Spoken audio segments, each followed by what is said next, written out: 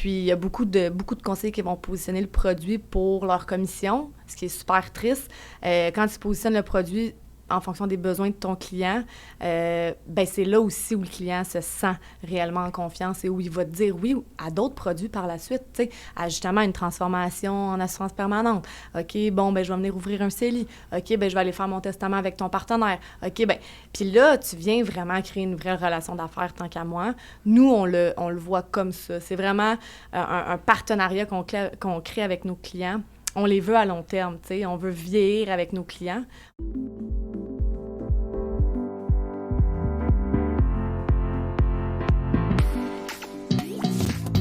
Vous écoutez Les Pros de l'assurance, présentés par Emma Assurance Vie. Bonne écoute! On reçoit Alex Audet, conseillère en sécurité financière chez Stratège Gestion de patrimoine. Alex, tu as une drive, une ambition que je trouve qu'on ne voit pas souvent. Merci d'être là, d'abord. Bien, merci à vous pour l'invitation. Parle-nous un peu d'où tu viens.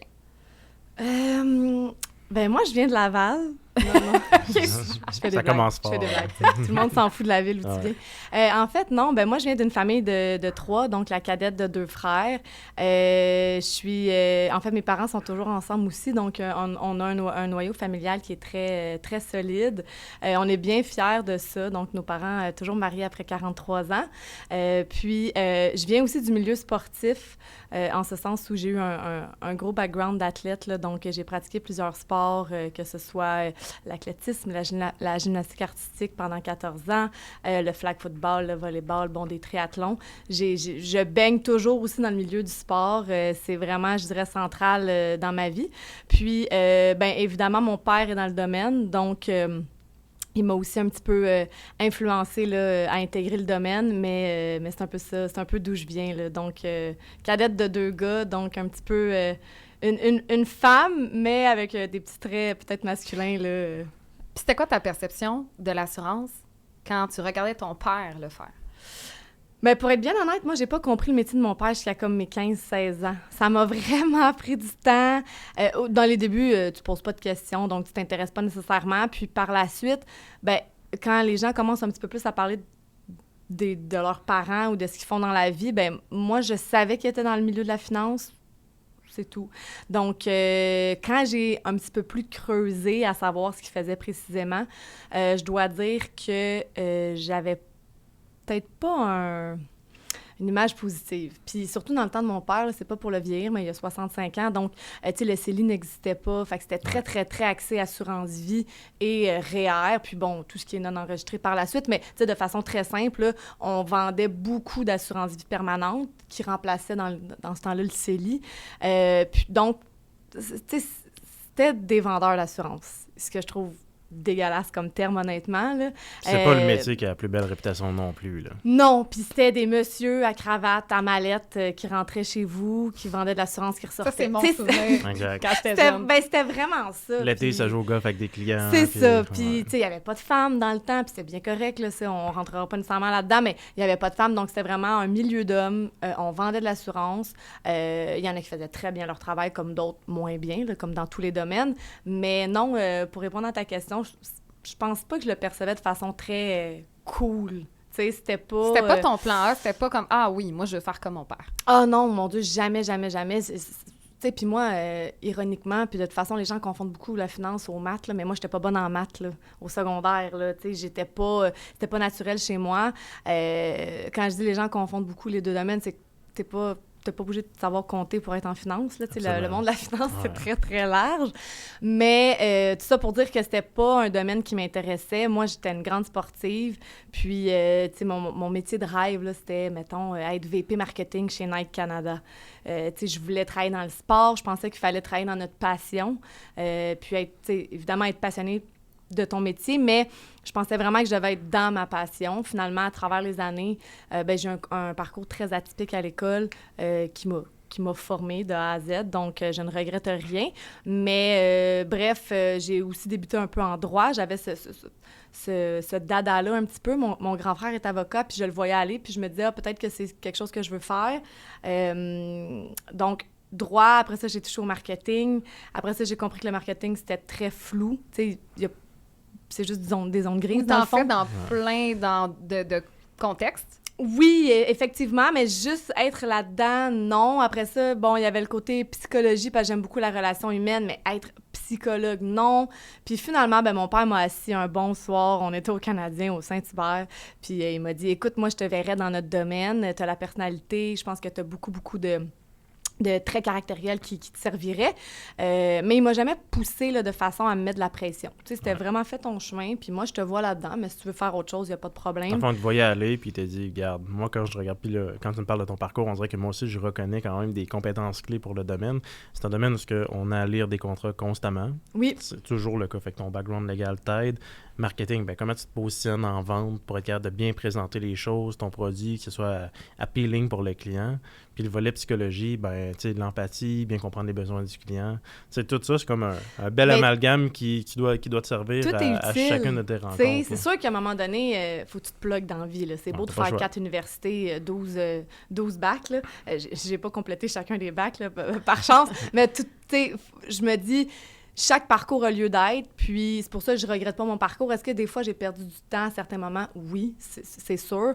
Mais en même temps, je le vois comme étant formateur, puis comme tu mentionnes... Ça fait partie de te découvrir.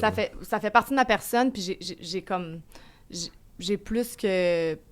J'ai envie de dire plus qu'une recette, tu sais. Fait que je trouve que c'est que du bon. Mm-hmm. Mais bref, mon père, c'est ça, il m'a intégré à sa firme juste à titre d'adjointe. Puis il m'a dit, regarde, écoute, si t'aimes pas ça, ça sera pas grave. Puis si tu aimes ça, ça sera l'étape 1 à ta carrière. Finalement, j'ai eu la piqûre. Il m'a vraiment... Ce qui a été très, très intéressant, c'est qu'il m'a permis de me joindre à lui lors de rendez-vous clients. Donc, il expliquait là, à ses clients comme quoi, bon, j'étais sa fille, puis que je voulais peut-être faire une carrière dans le domaine. Donc, j'ai vraiment vu tout. Tu sais, j'ai pas juste vu l'aspect administratif, j'ai vraiment vu l'aspect terrain, l'aspect relationnel. Puis, j'ai eu la piqûre. Finalement, j'ai fait mes permis. Et j'ai complété là, mon bac au HEC en finance. Mais bref, c'est un petit peu comme ça là, que j'ai fait mes débuts dans le domaine. Puis, décision clé pour toi? La première décision clé, ça serait quoi dans ta carrière? De joindre une équipe. Oui, de joindre un cabinet. Je sais que c'est beaucoup plus poussé de nos jours. Tu as moins de one-man show quand même. Dans le temps, encore une fois, de mon père, c'était beaucoup ça. T'sais, c'était des travailleurs autonomes qui travaillaient seuls. Puis c'était un métier très individualiste, on dirait. Les gens ne travaillaient pas ensemble. C'était très compétitif. Dis-moi pas quoi faire, je sais ce que je fais. Exact.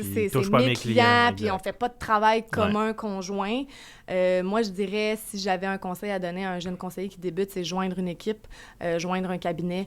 Moi, je pense que tu vas plus loin en équipe. C'est cliché, mais c'est vrai. Puis, de t'armer aussi de partenaires qui sont clés dans le processus financier de ton client, parce que des fois, quand on est dans du plus technique ou plus précis, c'est le fun de dire, moi, j'ai un partenaire avocat qui va pouvoir rédiger ta convention d'actionnaire, qui va pouvoir la réviser. X, Y, dépendamment des besoins des clients. Mais je dirais vraiment de te lier à une équipe, pour moi, ça a été game changer dans l'évolution de ma jeune carrière, là, beaucoup. Puis c'est très insécurisant, rentrer dans le domaine financier. Il y a tellement d'aspects à connaître. C'est très large, là. Je trouve que moi, je nous nomme généralistes, là. Je pense pas qu'on est des spécialistes. On est des généralistes. Puis, de justement pouvoir te dire, j'ai confiance en mes spécialistes qui m'entourent pour venir travailler un dossier. Je trouve qu'il y a rien de mieux que ça, puis t'es crédible, t'es réellement crédible devant ton client. Je trouve que t'enlèves aussi l'aspect je vends des assurances, là. Et moi, ça me pue au nez, là. Oui, on est deep down, on est des vendeurs, mais je ne suis pas une vendeuse, là. Je suis une professionnelle qui t'accompagne dans un processus financier. La meilleure expérience de vente, c'est quand le client a le goût de l'acheter. On s'entend, quand tu fais juste la vente pour forcer le produit, ce qui a créé la réputation des vendeurs, là, même pas les vendeurs d'assurance, les vendeurs d'assurance. EUX, là. EUX, c'est bien important. Cette catégorie-là, on les aime moins. Là. Les vendeurs, c'est correct, on les aime. C'est que les gens, ils forçaient un produit. Les clients ne comprenaient pas, puis t'es comme, regarde, prends le papier, signe, tu comprendras dans 5 ans. C'est pas comme ça que ça se fait notre métier. Puis par chance que ça l'a changé. Moi, je suis curieux dans ton parcours de choisir un cabinet. Donc, c'était le cabinet de ton père. est-ce qu'il y avait c'était seulement rempli de conseillers d'expérience qui sont devenus pour toi un peu des mentors, ou tu avais également des jeunes comme toi qui étaient dans le domaine, vous viviez les mêmes expériences en même temps, chacun votre parcours, mais vous étiez capable d'échanger sur ce que vous viviez, ou t'étais... Ben, en fait, mon père était un homme qui a pratiqué longtemps seul. Justement, peut-être un trait du vieux de la vieille. Mais en fait, lui, s'est uni de son partenaire en collectif. Dans le fond, nous, on est un cabinet, oui, spécialisé en planif au niveau individuel, mais beaucoup en collectif. Donc, tout ce qui est assurance collective, régime de retraite collectif. Puis, dans le temps, c'était pas poussé parce que les directeurs faisaient pas d'argent avec ça. Tu sais, moi, là, je suis quelqu'un d'honnête, on va le dire. Donc, Yves et Denis se sont tout simplement unis ensemble puis se sont dit, c'est pas une niche exploitée par les autres, le volet collectif. Pourquoi est-ce qu'on n'exploiterait pas cette niche-là? Donc, Denis, s'est occupé seulement de l'assurance collective. Puis Yves, qui est mon père, a vraiment pris les mandats du côté, en fait, individuel et régime de retraite. Donc, c'est un petit peu comme ça qu'ils ont parti leur cabinet. C'est un petit peu complexe. Ben, on est 2 entités légales dissociées, mais on est une grande équipe, là. Bref, donc, tout ça pour dire que il y avait juste des vieux quand je suis rentrée. Il n'y avait pas de jeunes conseillers. Nous, on a bâti un petit peu plus à travers les années. Puis là, ben, on vient justement d'intégrer un jeune conseiller avec nous. Donc, c'est sûr que ça ajoute du dynamisme. Mais je dirais que les 2 gars, Yves et Denis, m'ont servi comme mentor plutôt que comme, évidemment, jeune conseiller avec qui je peux travailler des dossiers. Chacun dans leur sphère, chacun dans leur spécialité. Mais j'ai aussi été me chercher un mentor à l'extérieur. Pour moi, c'est important, là, du fait que tu as un lien aussi père-fille. Donc, je voulais quand même quelqu'un de neutre, quelqu'un d'extérieur au cabinet, un peu médiateur. Oui, que ce détachement émotif. Exact, que ce détachement-là, puis qui voit des fois plus clair. Donc, mais oui, effectivement, ils m'ont servi comme mentor. Et encore à ce jour, tu sais, comme je dis toujours, je pense qu'on ne cessera jamais d'apprendre dans notre domaine. Tu sais, chaque cas client est différent. Bon, il y en a qui se ressemblent, mais quand on tombe justement plus dans le complexe, c'est différent. Tu as besoin des fois d'un aide d'un fiscaliste, tu as besoin de... Donc, moi, je ne cesserai jamais de poser des questions. Tu sais, je pose des questions et je me valide et me valide et me valide. Je pense que c'est important. Mais souvent, le signe d'un excellent conseiller, c'est quelqu'un qui se positionne pas comme un monsieur, madame, je sais tout. Quelqu'un qui se dit, garde, moi, je suis un excellent recherchiste. Là. Fait que ta question, je n'ai pas nécessairement la réponse aujourd'hui, mais je vais aller poser des questions. Je connais les gens qui, eux, ont la réponse. Donc, laisse-moi travailler ton dossier. Je te reviens avec l'ensemble des recommandations suite à ma recherche, à mes analyses, à mon énoncé de recommandations. Mais ça se fait pas en pensant que tu connais tout. Tu as bien plus de chances de te tromper. Puis quand tu te trompes dans notre domaine, ça fait perdre de l'argent, ça enlève la sécurité financière à des familles. Puis ça, c'est des grandes conséquences. Hein. Moi, l'erreur est dite grave dans notre domaine. Il faut aussi quand même... T'sais, pas trop se culpabiliser. Là, l'erreur reste humaine. Je dirais que tout est quand même réversible. Même au niveau placement, des fois, on a peur avec des transactions, mais ça reste réversible.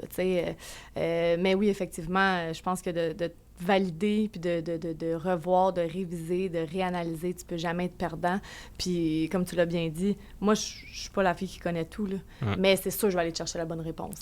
Fait que je le vois plus comme ça, là. La force d'une équipe, encore une fois, tu vas beaucoup plus loin, puis tu es beaucoup plus crédible que de dire à ton client, oui, je connais tout, oui, fais ça, fais ci, puis finalement, ça enlève bien la pression de pas être... Te donner cette pression-là de tout savoir, c'est pas nécessaire. Là. Non. Mais non, faut que tu aies un réseau, faut que tu aies une équipe. Donc, reviens à ton conseil, rejoins un cabinet, rejoins une équipe. Ça va être bien plus facile, ton métier. Là. Vraiment, surtout de nos jours. Tu l'as dit tantôt en roulant tes airs, tu sais, vendre de l'assurance, parce que c'est la perception aussi de l'externe. Souvent, on se fait dire non au début et après, en fait, on se fait dire non. Tout le temps. Comment elle se prépare à ça? Comment toi, tu gères ça? Ben, je pense que j'ai l'attente de me faire dire non. Tu sais, déjà là, je pense que je vis pas dans un monde imaginaire. C'est intangible, tu sais. On vend un peu de l'air, fait que c'est difficile pour le consommateur ou notre client de bien comprendre ce à quoi il adhère puis pourquoi il met son argent à l'intérieur de ce produit-là. Mais je pense que tu dois juste prendre le non comme... de façon très smooth.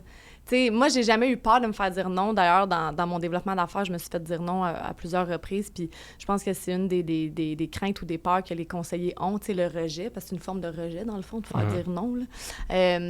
Mais c'est pas grave, tu sais, de te faire rejeter. Tu vas te faire rejeter dans ta vie, tu sais. Puis c'est juste formateur. Puis moi, je disais souvent aussi, tu sais, parce que les gens, ils ont peur de se faire ghoster, là, je m'excuse si j'utilise des termes anglophones, mais puis souvent, les gens vont me dire, ben tu sais, comment tu prends ça, tu sais, si tu revois la personne après, ben moi, c'est pas moi qui ai mal, là, tu sais, c'est pas moi qui t'a ghosté, c'est pas moi qui a mal fait ça, tu sais, c'est toi qui as décidé de pas me répondre, fait que c'est la personne, en fait, qui est mal par rapport à ça. 100%. Mais donc, moi, le non, je le vis bien. Je l'ai toujours bien vécu. Tu sais, j'ai une bonne estime de moi, j'ai une bonne confiance en moi. Je pense que c'est des bases solides qu'il faut que tu aies dans le métier pour justement affronter un peu le développement d'affaires qui n'est pas toujours facile. Mais après ça, comment est-ce que je viens répondre au non? Bien, c'est vraiment en éduquant mes clients parce que j'ai réalisé à travers les années, vraiment, les gens ne sont pas éduqués par rapport au monde de la finance personnelle, pas parce qu'ils sont caves, juste parce que chacun a ses spécialités, a ses spécialisations. Bon, chacun font leur métier. Mais c'est parce que, justement, je ne veux pas dire tous les anciens conseillers, mais avant, c'était beaucoup, beaucoup de la vente, tu sais. C'était énormément de vente. Quand tu étais relié à une compagnie d'assurance, ben les directeurs faisaient des bonus sur, bon, les produits vendus, puis c'était beaucoup de volume, beaucoup de ventes, tu sais. C'était beaucoup le court terme, tu sais. C'était pas, ben moi, mon client a un potentiel économique. Ben peut-être que oui, je ne ferai pas beaucoup d'argent dans les débuts, mais à long terme, ça va être payant, puis je vais avoir sécurisé une relation de confiance. Puis, à travers les années, c'est ça que je réalisais, c'est qu'en fait, les clients adhèrent à des produits qu'ils ne comprennent pas. Puis, tu sais, souvent, je donne la comparaison. Si tu rentres chez Best Buy, tu achètes une TV, bien, si tu ne comprends pas, habituellement, tu ne repars pas avec. Si tu ne comprends pas le produit technologique que tu achètes ou même le bâton de hockey, ou tu sais, bon. Donc, comment tu peux adhérer, à un produit qui est intangible? Alors, tu l'as pas, c'est pas un bâton de hockey, tu repars avec rien et que tu ne comprends pas. Tu sais, c'est sûr que tu vas me dire non. Donc, nous, on mise beaucoup, beaucoup sur l'éducation. Ça nous prend plus de temps, ça nous prend plus d'énergie, mais on vient sécuriser notre client. Puis, par la suite, ben, on sait qu'il va conserver son produit aussi. Parce que, tu sais, des annulations de police, on en a vu beaucoup. Oui, il dit oui, mais 3 ans plus tard, il l'annule. Je sais pas c'est qui est gagnant là-dedans, là, tu sais. Donc, d'éduquer notre client chez nous, ben c'est très gagnant. Puis les clients apprécient aussi l'aspect éducatif parce qu'ils se sentent plus en confiance. Ils gagnent aussi en confiance par rapport à eux-mêmes, leur choix, puis par rapport à notre relation. Puis, ben par la suite, c'est sûr que le non se transforme en « OK, je comprends, oui. OK, on s'en va vers ça. Le produit peut être évolutif. OK, tu respectes mon budget. » Tu sais, c'est sûr que il y a aussi tout l'aspect besoin qui rentre en ligne de compte. Puis, il y a beaucoup de conseillers qui vont positionner le produit pour leur commission, ce qui est super triste.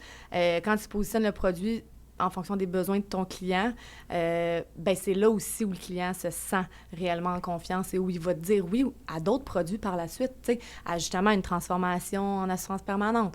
OK, bon, ben je vais venir ouvrir un CELI. OK, ben je vais aller faire mon testament avec ton partenaire. OK, ben puis là, tu viens vraiment créer une vraie relation d'affaires tant qu'à moi. Nous, on le voit comme ça. C'est vraiment un partenariat qu'on crée avec nos clients.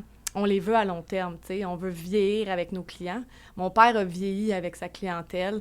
C'était un homme qui était très, très, très correct dans son approche avec ses clients. Puis, tu sais, il en a été gagnant. Il a bénéficié de ça. Donc, c'est un peu comme ça qu'on fait, qu'on fait face au monde. Tu as un point important. Au lieu de vendre un produit, vends la relation. Exact. Après ça, une fois que tu vends la relation, des non, ça va arriver pareil. Il ne veut pas être en relation d'affaires avec toi, ça ne l'intéresse pas en ce moment. Exact. Moi, un de mes mentors m'avait donné un conseil, il m'a dit, il n'y a jamais personne qui me dit 7 fois non. Fait que, ce que tu fais, c'est que tu dis, regarde, moi, je suis extrêmement sympathique. Fait que je comprends que c'est non aujourd'hui. Ouais. Fait que, si on se rappelle dans 6 mois, est-ce qu'il y a quelque chose que, quand je vais faire mon suivi dans 6 mois, que tu aimerais savoir comme information, que je peux te revenir dans 6 mois avec ce suivi-là, je vais faire ma recherche, je vais te revenir avec l'information. Tu as une compagnie, tu as de l'assurance collective, tu as un renouvellement qui s'en vient, t'aimerais-tu offrir des nouveaux services à tes employés? Qu'est-ce que je peux faire de plus à travers mon suivi? Ça va être gratuit, c'est sur mon temps, je l'investis dans notre relation. Il n'y a jamais personne qui me dit 7 non de suite dans mes suivis. Fait que si tu es le 8e, je t'invite au resto, c'est moi qui paye, puis on va célébrer que tu es le premier qui s'est rendu à 8. Fait que lui, il m'avait dit, si tu as ce discours-là avec eux, à la limite, ils vont te trouver c'est sûr qu'ils vont te trouver un peu tannant, tenace, mais c'est quelque chose qui est respecté en affaires, surtout dans une clientèle qui est corporative. Au début, là, tu vas faire ton deuxième suivi. Bon, ouais, tu me rappelles. Tu m'as dit que tu me rappellerais le 29 mars, tu es présent, tu m'appelles, tu me livrais ce que tu m'avais dit. Déjà là, ils te respectent un peu plus. Ah, 100%. C'est toujours non, il y a encore son conseiller, ça va bien avec, il est à 5 ans de sa carrière, de sa retraite. Ouais. Il n'a pas fini sa relation avec lui.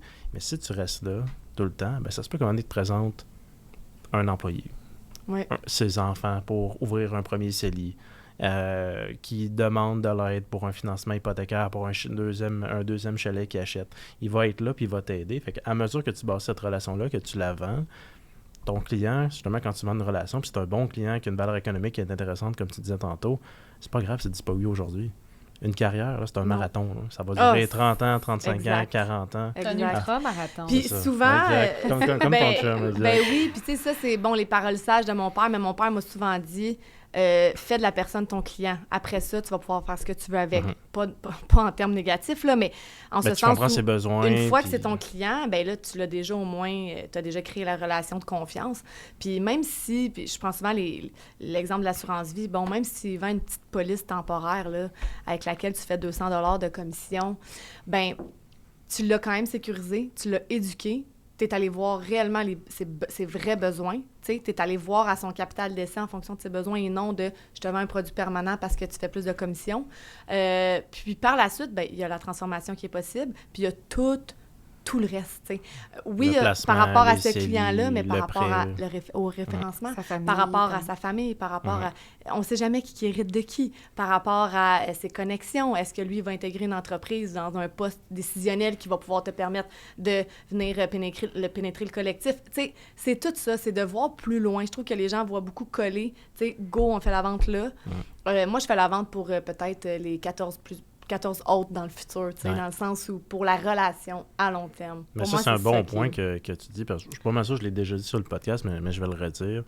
Un de mes plus gros clients que j'ai jamais eu à vie vient de l'ouverture d'un RII, d'un régime enregistré d'épargne à validité. Ouais. C'était pas le client, sa fille, c'était pas la cliente. Lui, c'était l'oncle qui connaît les finances dans la famille. Ouais. Fait qu'il est venu à la première rencontre, sans le client en question, juste pour poser la question, quel genre de professionnel que je suis, parce que c'est un régime qui est méconnu, que les gens ne connaissaient pas, puis qu'il avait déjà appelé chez des institutions financières, je ne vais pas les nommer, où il y avait eu un mauvais service, puis il n'était pas en confiance d'aller ouvrir ça. Fait que quand il est venu me parler, il m'a bien aimé, j'ai ouvert le RII, ils ont parlé positivement, puis c'est arrivé que 6 mois plus tard, il a vendu sa business, il a encaissé plusieurs millions, puis là, il m'a appelé moi en disant « Hey, j'avais aimé ton approche, j'ai jamais vraiment eu de conseiller dans ma vie parce que gérais mes affaires moi-même. Mais là, j'arrive à la retraite, je me sens plus confortable de prendre mes propres décisions financières parce que j'ai jamais eu autant d'argent à gérer. Ouais.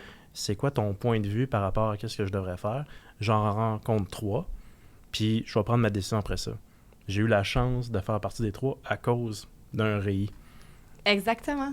Mais c'est pour ça, tu sais, c'est sûr qu'on vient nicher de plus en plus notre clientèle, tu sais, plus on vieillit en carrière, parce que, bon, c'est sûr que ton temps vaut quelque chose, ton énergie, mais reste que nous, on sous-estime aucun client, tu sais. C'est pas parce qu'au début, tu as des plus petits besoins ou tu sembles avoir un moins grand potentiel économique que on va travailler ton dossier autrement. Tu sais, c'est sûr que, comme je le dis, bon, si on y voit aucun potentiel économique, bon, ça sera peut-être pas notre client A, là, comme on sait bien le dire, mais moi, je dis toujours dans la vie, on sait jamais. On sait jamais, puis de bien faire les choses, ça peut jamais t'impacter négativement. Ça ne peut qu'être positif pour d'autres relations clients, d'autres opportunités. Donc, je vois pas pourquoi tu ferais pas bien les choses de base. T'sais. Mais ça, c'est des fois des questions de valeur. Moi, mon père, comme je le disais, a toujours bâti sa pratique de cette façon-là. C'est un homme très intègre, très honnête, puis qui était quand même axé sur l'éducation. Il prenait beaucoup le temps avec ses clients aussi de parler. Tu sais, les clients, des fois, ils vont se confier quand tu es rendu plus proche d'eux. Puis il n'a jamais banalisé cette partie-là là, de confidence ou au niveau un petit peu plus personnel. Donc, je pense que c'est la clé pour garder tes clients. Puis que ce soit vraiment une relation à long terme, tout simplement. Puis des fois, t'es dans des niveaux de confidence que même toi, faut que tu te parles pour pas être malaisé, parce que des fois, t'es comme, je suis pas vraiment psychologue, mais là, en même temps... Mais là, je vais l'être. Moi, j'ai des clients qui m'ont appelé avant d'annoncer à leur conjointe qui se séparait. Ils m'appelaient moi, pour me le dire en Ouais. premier. J'étais comme, mon Dieu. Tu sais, même leur famille ne le savait pas, leurs amis ne savaient pas. Fallait Moi, qu'ils je savais. placent leur carte. Leur Place carte leur carte. financièrement. Ça Oui. ressemble là. à quoi, la séparation? Moi, je suis conjoint de fait, Ouais. c'est quoi les implications? Je vais avoir une pension à payer, comment qu'on va séparer nos biens ensemble? Fait que là, ben, j'étais en mesure de les guider. Mais à travers cette rencontre-là, il y a plein d'émotions. La personne Ah, pleure oui. dans mon bureau. Ouais. Comment que je réussis à l'accompagner dans tout ça du mieux que je peux? Mais en même temps, comme on dit, je suis pas psychologue. Non. Alors ça, il y a une grosse portion que je peux pas l'aider. Je peux l'écouter, je peux lui dire Ouais. peut-être que tu devrais aller consulter le professionnel adéquat. Pour le volet finance, je t'en aime, je vais t'aider. Mais pour le reste, peut-être que tu devrais aller chercher de l'aide. Ça s'enligne d'être une grande conversation que tu vas avoir avec ton partenaire. Là. Mais je suis Ouais. curieuse, dans votre formation comme conseiller en sécurité financière, est-ce qu'il y a un cours, quelque chose, un volet où il parle de ça? La finance comportementale, c'est nouveau. Là. Ils commencent à en Ouais, parler c'est un ça, j'allais peu, dire. mais c'est très axé encore sur la finance. Ouais. C'est moins axé sur l'écoute active. Parce que c'est pas tout le monde qui il y a un spectre de Ouais. cette propension à être capable de prendre ces informations-là puis de bien les gérer émotivement. C'est pas tout le monde qui a la Ouais. même réaction. C'est sûr que tu apprends au fur et à mesure. Je me dis, ça serait quand même pertinent. Ouais. que C'est un ça métier existe. humain. C'est un métier C'est humain. un métier extrêmement Fait que humain. les gens qui restent dans le domaine, c'est souvent des gens qui ont des bonnes valeurs de base. Ouais. Qui Ben, des ont- capacités aussi Ouais. relationnelles. Tu sais, on n'est pas, j'ose dire, tu sais, souvent, le monde de la finance, tu sais, ça va être un monde là, très rigide, très froid, très droit. Mais j'ai envie de dire que la finance personnelle se défait un petit peu de ces stéréotypes-là parce que généralement, c'est des gens qui doivent être très humains, qui ont des capacités aussi relationnelles quand même développées, tu sais, qui ont une bonne intelligence émotionnelle généralement parce que justement, pour être capable de comprendre ton client puis de bien le saisir, ben, faut que tu aies ces aptitudes-là quand même. Là. Tu sais, t'es pas dans ton bureau à lire des documents là, à longueur de journée. Donc, je pense que comme on disait, les gens qui perdurent, c'est des gens très humains, c'est des gens qui sont axés sur la relation humaine, puis c'est des gens qui valorisent cette partie-là du travail. Tu sais. C'est sûr que si tu n'as pas envie de rencontrer tes clients puis de les écouter, ça va mal. Ça va être difficile. Ça va être difficile. Ça va être difficile. Ça va être Fait difficile. que la base est là, mais est-ce qu'il devrait avoir mettons, 3 heures de formation sur le côté psychologique de recevoir Ouais. toute cette information-là? C'est sûr. Comme maintenir la confidentialité. Combien de conseillers Mon Dieu. ils respectent pas la confidentialité. Ouais. Puis, tu sais, c'est une chose de compter, mettons, comme là, je compte un cas de client que j'ai vécu. Personne qui sait qui je parle. Ben à non, part ben s'il non. écoute le podcast, il reconnaît son histoire. Mais rendu là, j'ai pas brisé aucune confidentialité. Non. Entre conseillers, puis des fois dans la famille ou autour d'un partenariat, que j'entendais des histoires où là, ils nommaient la personne. Puis moi, je viens d'une petite ville, là, Amos, en Ouais. Abitibi-Témiscamingue, 13 000 habitants. Ouais. Quand Tout tu le monde se nommes connaît. Alex Audet, Ouais. bien des chances que je suis déjà allé à l'école avec ou que mon frère est allé à l'école avec puis je la connaisse. Fait que là, ben, faut se faire attention au nom qu'il va dire. Mais il y en a qui comprennent pas ça. Fait que autant que tu reçois de l'information qui est sensible, ça, déjà là, il faut que tu sois capable de le gérer parce que ça peut venir des fois Ben oui. bousculer plein Ben de oui, traumatismes que tu as, 100%. que faut pas que tu la partages après. Ça, c'est 2 volets, je pense, qui manquent au niveau de la formation. Tout le monde le sait qu'il faut être confidentiel. Tout le monde le sait qu'il Tout faut... le monde le sait sur papier. qu'il on faut dirait. rester professionnel, qu'il ne faut pas tomber dans Ouais. l'émotion, qu'il ne faut pas être impulsif. Mais ça reste que on n'a pas toute cette formation-là. C'est encore très axé sur les lois, qu'est-ce que tu as le droit de ne pas faire, c'est quoi la connaissance de base que tu dois avoir, comment faire une bonne rencontre client Ouais. d'un point de vue très analytique. Très factuel. tu sais, Ouais. C'est très...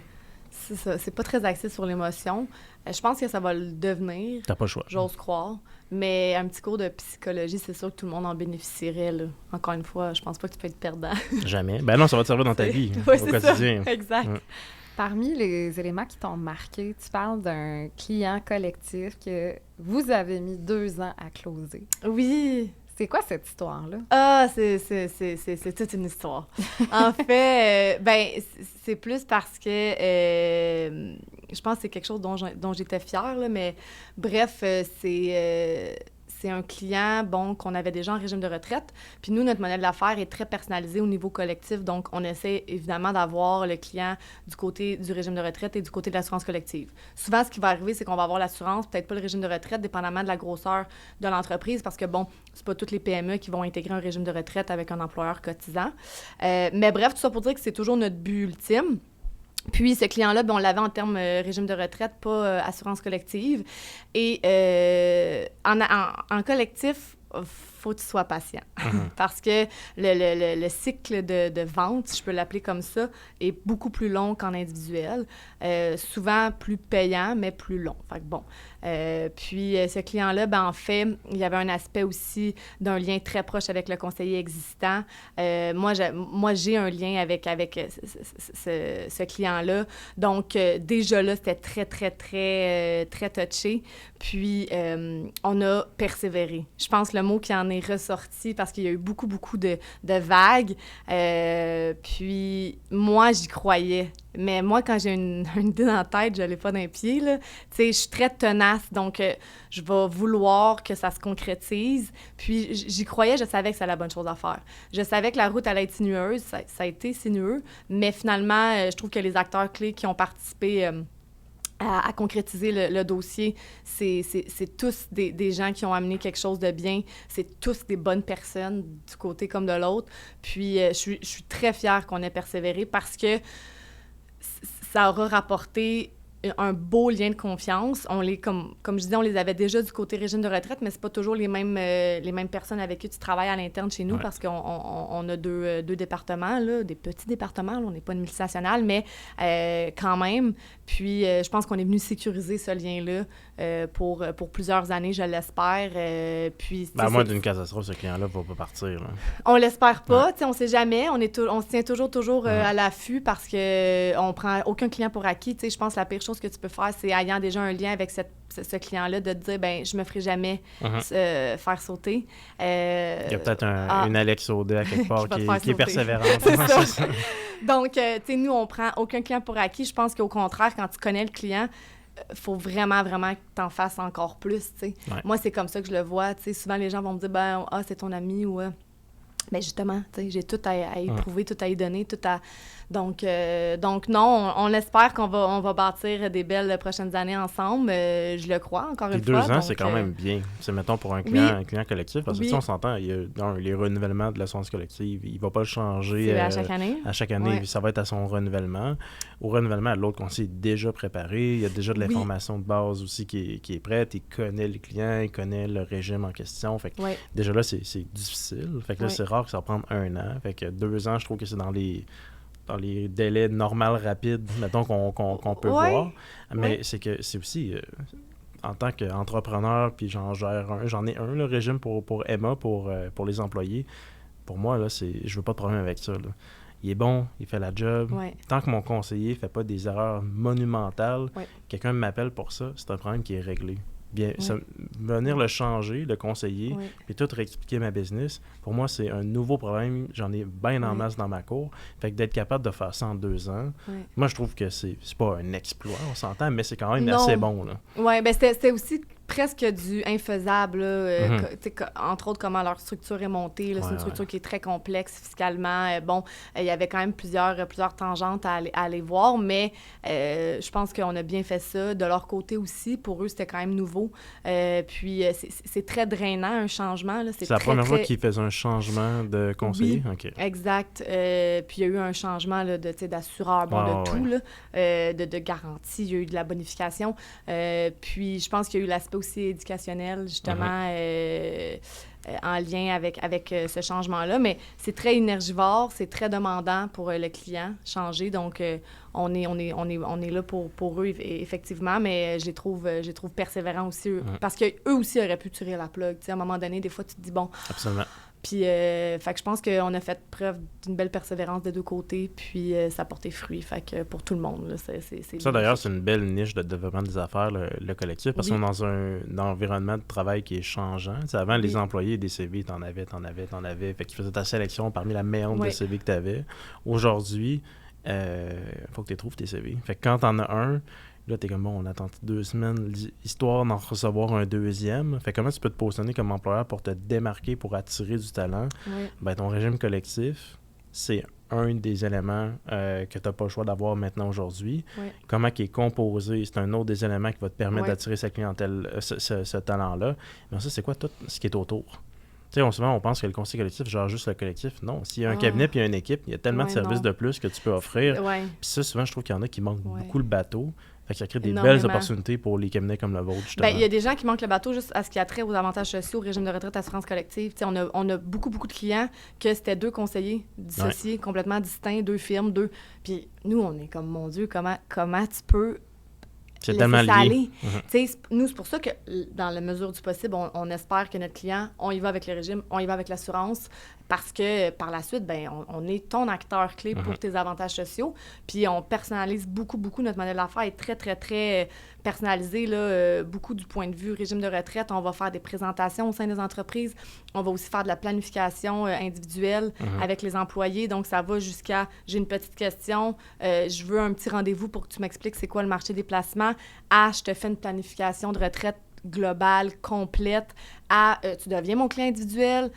Donc, on est très, très, je dirais très à cheval là-dessus parce que c'est ce qui fait notre plus-value. On veut être avec notre client. T'sais, on veut être dans l'entreprise, on veut que les employés nous connaissent. Puis on fait des présentations sur l'assurance collective, on fait même des présentations sur la sécurité financière. Après ça, de cette présentation-là va venir découler des sujets plus précis, le marché des placements. Donc, on est là, on est dans leur face parce qu'on les aime, parce qu'on veut les aider, puis on veut leur donner une plus-value quant à leurs avantages sociaux, parce qu'on trouve souvent que c'est, encore une fois, un volet qui n'est pas compris. Même des fois, les départements RH sont souvent pas formés à ce qui a trait aux avantages sociaux. Puis, encore une fois, un manque d'éducation, des fois, un manque de compréhension. Donc, on veut être la personne clé qui agit, puis qui essaie aussi j'oublie le terme, d'alléger ta tâche, en fait. T'sais, on veut vraiment prendre le fardeau sur nous. C'est notre modèle d'affaires qu'on a bâti. Puis oui, des fois, c'est énergivore, des fois, ça prend du temps. Mais encore une fois, on regarde le long terme. Dans le fond, nous, il n'y a pas d'action posée au court terme. T'sais, au court terme, tu peux regarder notre modèle et te dire c'est pas payant, effectivement. Mais sur le long terme, notre taux de rétention est de 98 % là, et plus. Donc, pour nous, c'est gagnant. Ben, si tu fais bien les choses, l'argent va suivre. C'est un métier qui est fait comme ça. Exact. C'est le fun. Généralement, là, à moins de bad luck, là, mais oui. En terminant, Alex, tu parles beaucoup de ton père. Oui. Mais une des plus grandes fiertés, c'est de dire « moi, j'ai pas eu de client de mon père. » Non, c'est ça l'ironie du sort. Je l'aime bien, mais il m'aime pas. Non, ben là, je suis pas sûr qu'il va t'aimer tant que ça. Tu dis, il est vieux, c'est un vieux de la vieille. Il arrive avec sa mallette. Moi aussi, j'ai une mallette. Bon, tu vois. Mais je veux savoir, c'est ça, donc, est-ce que c'est important pour toi, l'indépendance par rapport à tout ça? C'est très important. Je suis de base une femme très indépendante. Donc, moi, en fait, ça a été important pour moi puis ça a été important pour lui.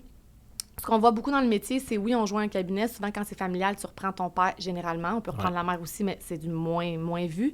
Mais le père donne tout, tu sais. Puis c'est correct, là, on n'est pas en train de dire qu'on fait mieux qu'un autre. Là. Chacun applique sa formule. Mais mon père, moi, lorsque je suis rentrée, il m'a dit quelque chose de très, très, très concret. C'est « je ne te donnerai aucun client ». Fait que là, je suis comme, OK, mais pourquoi je joins le cabinet? T'sais? Non. Mais il dit, dans le fond, moi, ce que je veux que tu vives, c'est l'adversité de développer ta clientèle. Il dit, si tu persistes 5 ans, tu développes ta clientèle, tu vas être good to go pour le futur dans notre business. Il peut y avoir quelques petites embûches. Tu vas aussi apprécier le transfert de la clientèle par la suite. Exactement. Puis je pense que ça a été extrêmement formateur pour moi. Puis même moi, c'est ce que je voulais. T'sais, je voulais pas rentrer puis être la fille de... Puis, on le sait bien, elle a eu facile, elle a les clients de son père. On le sait bien, son père la paye comme un employé. Non, moi, je suis rentrée dans le cabinet, j'étais 100% rémunérée à la commission, dont je suis encore aujourd'hui. Et j'ai développé ma clientèle de A à Z. J'ai acheté aucun book. J'ai travaillé aucune clientèle de conseillers existants.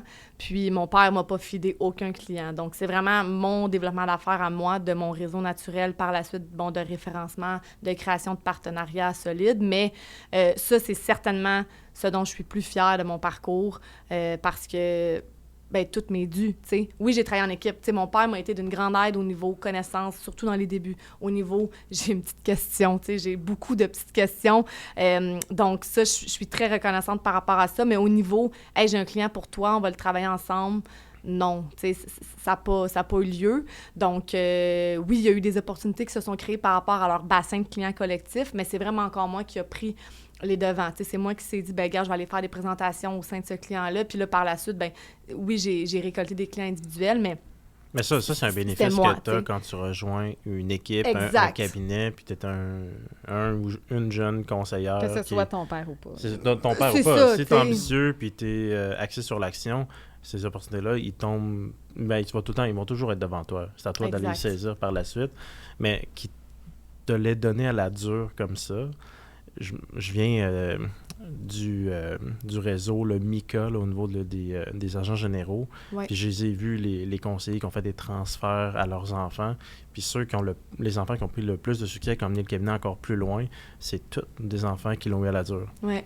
Ça a été, garde, tu viens chez nous, même tu payes ton bureau, c'est 400$ pièces par mois là-dessus. Je paye un loyer corporatif, tu sais. Moi, je suis comme, c'est qui la conne? Mais ben, c'est le vrai monde. Je fais des blagues, mais c'est le vrai monde. Tu sais, mon père, il dit, tu voulais être entrepreneur? Ben c'est ça un entrepreneur. Ça a des coûts fixes par mois, puis tu développes ta clientèle. T'sais, moi, je vais être là pour t'aider, t'accompagner. T'sais, on s'entend, là, c'est pas Hitler, mon père, là. Mais tu sais, oui, il est très par principe, mais c'est l'homme le plus généreux. C'est l'homme qui va être là pour moi quand, justement, j'ai besoin d'accompagnement pour un client. Par contre, ça, pour lui, c'était sûr que c'était un non, mais je trouve ça très correct. Si c'était à refaire, je referais le même parcours. Puis même moi, ça m'a créé aussi une fierté, tu sais, justement, puis ça m'a beaucoup, beaucoup, beaucoup appris sur la personne que je suis, la professionnelle que je suis. Puis c'est ce que je voudrais pour tous les nouveaux conseillers. Malheureusement, c'est pas ce qui se passe. Là, moi, je connais beaucoup de gars qui reprennent le père, puis c'est comme, whoop, t'as ma clientèle. Je trouve que c'est pas la vraie école. C'est vraiment pas la vraie école. Puis, comme tu le disais, par la suite, généralement, ceux qui ont le plus de succès, c'est ceux qui l'ont eu à la dure. Ouais. Parce qu'il faut que tu connaisses c'est quoi de la boue pour après ça pouvoir te laver. Tu sais, c'est juste... Pour moi, c'est la vie, là. C'est les bases de la vie en général, de l'évolution de l'humain, au même titre que de l'évolution au niveau professionnel. Donc, je pense qu'il faut que tu l'aies un peu dur pour, par la suite, pouvoir apprécier aussi, tu sais, c'est quoi un client, c'est quoi un cabinet, c'est quoi ce titre-là que tu as de relève ou de président ou de peu importe. Je pense que c'est de la seule façon que tu peux maintenir aussi le respect des autres, tu sais. Parce que quand tu es la fille ben il y a des employés aussi qui peuvent te percevoir comme ça. Moi, je suis fière du fait que les employés me perçoivent comme une femme travaillante, tu sais, déterminée, qui a de la drive, puis ils savent que mon père m'a rien donné, tu sais. Fait que pour ça... Ça va t'aider dans la reprise de l'entreprise tantôt parce que t'es crédible. Exactement, tu sais, je suis pas la fille qui arrive puis je te dis quoi faire, mais j'ai rien fait de ça, tu sais, je les ai fait mes classes, j'ai fait encore d'ailleurs, tu sais, ça fait 5 ans que je suis en business, mais je l'ai fait encore, je trouve quand même que je suis rendue à un autre niveau, mais je pense que c'est comme ça que tu crées ta réputation aussi auprès de tes employés et de tes employés futurs, pour la crédibilité aussi que tu peux avoir là, auprès d'eux. Fait qu'on va laisser une petite note à tes futurs enfants s'ils décident d'aller dans le domaine. Ça va être difficile, mais maman vous aime. Oui, c'est juste à dire. N'essaye pas. C'est une belle inspiration. Merci beaucoup. Et on salue ton père au passage. Merci. Merci.